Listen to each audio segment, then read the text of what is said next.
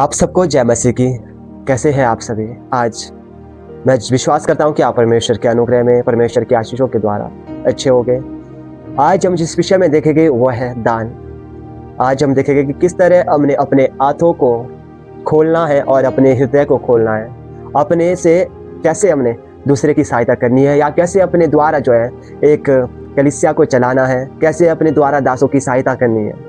आज हम इस चीज़ को देखेंगे। जो मसीह में लोग हैं, जो परमेश्वर के दास हैं, उनके लिए हमने कैसे अपने हृदय को खोलना है। आज हम देखेंगे मत्ती अध्याय 6 पद संज्ञा 1 से। यहाँ पे मैं पढ़ूंगा, आप स्पष्ट रूप से इसको समझने की कोशिश करें। सावधान, तुम अपनी धार्मिकता के कार्य मनुष्य को दिखाने के लिए ना करो, अन्यथा अपने स्वर्गीय पिता से कोई भी प्रतिफल ना पाओगे। हालेलुया। यहाँ पे स्पष्ट रूप से लिखा है, सावधान, आप जो है कोई भी चीज किसी को दिखावे के लिए ना करें, अन्यथा अपने स्वर्गीय पिता से कोई भी हम प्रतिफल नहीं पा सकेंगे। इसलिए जब तू दान करे तो अपने आगे तुरही मत बजवा, जैसे पाखंडी लोग सभाओं और गलियों में करते हैं कि लोग उनका सम्मान करें। मैं तुझसे सच सच कहता हूँ कि वे अपना प्रतिफल पूर्ण रूप से पा चुके हैं। परंतु जब तू दान करे तो तेरा बायां हाथ जानने ना पाए कि तेरा दाहिना हाथ क्या कर रहा है, जिससे तेरा दान गुप्त रहे और तेरा पिता जो गुप्त में देखता है तुझे प्रतिफल देगा। हालेलुया। यहाँ पे हमने वचन में देखा कि यदि आप दान करें तो अपने आगे तुरही ना बजाए। किसी को दिखावे के लिए आप दान ना करें। किसी को ये मत बताए कि मैंने उस के लिए इतना दान दिया, मैंने वहाँ पे इतना पैसा दिया। इन सब चीज़ों के लिए अपने आगे तुरही ना बजाए। वचन कहता है, जब तू दान करे तो तेरा बायां हाथ ना देखने पाए, जिस हाथ से तू दान करे तो दूसरे हाथ को पता ना लगने पाए कि तूने क्या दान करा है, क्योंकि जो गुप्त में देखता है वो तुझे प्रतिफल देगा। हालेलुया। उसी प्रकार मत्ती अध्याय 19 और पद संज्ञा 21 में लिखा है कि यीशु ने उनसे कहा, यदि तू सिद्ध होना चाहता है तो जा अपनी संपत्ति बेचकर कंगालों को दे और तुझे स्वर्ग में धन मिलेगा, तब आकर मेरे पीछे चल। हालेलुया। यहाँ पे वचन कहता है, यदि आप सिद्ध होना चाहते हैं तो अपने धन को क्या है, बांटना सीखो, छोड़ दो। अगर आप दान देना चाहते हैं तो उस परमेश्वर के लिए, राज्य के लिए दान दो, ताकि आपको जो स्वर्ग में जो है धन मिल सके।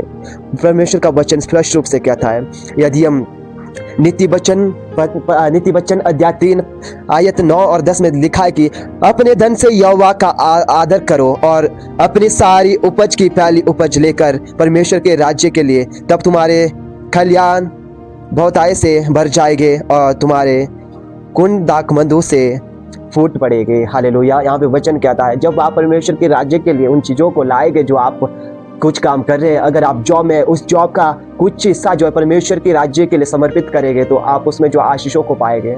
आपको जो है परमेश्वर के द्वारा बहुत सी आशीषें अपने जीवन में आप महसूस करेंगे। और जब आप देखें तो दान कैसे करना है, लूका अध्याय 21 पद संज्ञा 1 से 4 में लिखा है कि हमने कैसे दान देना है। उसमें वहाँ पे लिखा है वचन में पहली आयत में कि अपने आंखें ऊपर उठाई और देखा कि धनवान अपना अपना दान भंडार में डाल रहे थे। यहाँ पे लिखा है कि धनवान अपना अपना दान भंडार में डाल रहे थे। उसने एक कंगाल विधवा को भी तांबे के 2 छोटे छोटे सिक्के डालते देखा। तब उसने कहा, मैं तुझसे सच सच कहता हूँ कि इस कंगाल विधवा ने उन सबसे बढ़कर दान दिया, क्योंकि उन सबसे अपनी अपनी बचत में से दान दिया, परंतु उसने अपने कंगालपन में अपनी जीविका का जो कुछ था सब डाल दिया। हालेलुया।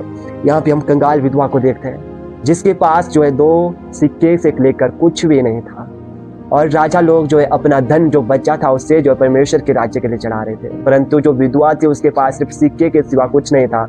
उसके पास 2 सिक्के थे और उसने दोनों सिक्के जो है दान पट्टी में डाल दिए। और वहाँ पे लिखा है वचन में, सबसे ज्यादा जो है सब जिसने जो परमेश्वर के राज्य के लिए दान दिया तो उसका हृदय क्या खुल चुका था, क्योंकि उसके पास जो था उसने वो दिया। लेकिन राजाओं के पास बहुत सारा धन होकर भी उन लोगों ने वो धन परमेश्वर को अर्पित किया जो उनके पास बचा हुआ था। हालेलुया। इसका मतलब है कि आप जो है अपने जीवन से यदि आप परमेश्वर के राज्य के लिए कुछ चढ़ाते हैं तो उसमें से जो है आप, यदि आपके पास कुछ कमी भी है उसमें से आप दे सकते हैं। परंतु ऐसा नहीं कि अगर आपके पास कोई चीज़ फालतू है तो उस चीज़ को आप परमेश्वर के राज्य के लिए समर्पित करें। और हम देखते हैं यहाँ पे दूसरा कुरिन्थियों 9:6-12 वहाँ पे लिखा कि अब मैं यह कहता हूँ कि जो थोड़ा बोएगा वह थोड़ा ही काटेगा, और जो अधिक बोएगा वह अधिक काटेगा। प्रत्येक जन जैसा उसने अपने मन में निश्चय किया है वैसा ही करे, ना कुट कुट कर और ना दबा दबा से, क्योंकि परमेश्वर अर्श से देने वालों से प्रसन्न रहता है। हालेलुया। यहाँ पे देखते हैं, यदि परमेश्वर जो है, आप परमेश्वर के लिए दान दे रहे हैं तो अर्श से दे, परमेश्वर से जो है अगर आप प्रतिफल पाना चाहते हैं तो पूरी हृदय को खोल के परमेश्वर के राज्य के लिए दान दे। यदि आप कुड़कुड़ा कर देंगे तो आप अपना प्रतिफल खुद पाएंगे, क्योंकि जो जैसा बोता है वो वैसा काटता है। यदि किसान ज्यादा बीज ना डालकर कम बीज डालेगा तो निश्चय वो कम फसल काटेगा। यदि किसान ज्यादा बीज डालकर बोएगा तो वो निश्चय की बहुत अधिक फसल काटेगा। इसलिए मेरे प्रिय, जब आप कभी भी परमेश्वर के राज्य के लिए अपने हृदय को खोले तो कंपल्सरी एग्जाम्पल के तौर पे यदि आप चाहे तो कम चीजों को ना बल्कि पूरे हृदय के साथ परमेश्वर के राज्य के लिए अपने हृदय को खोले।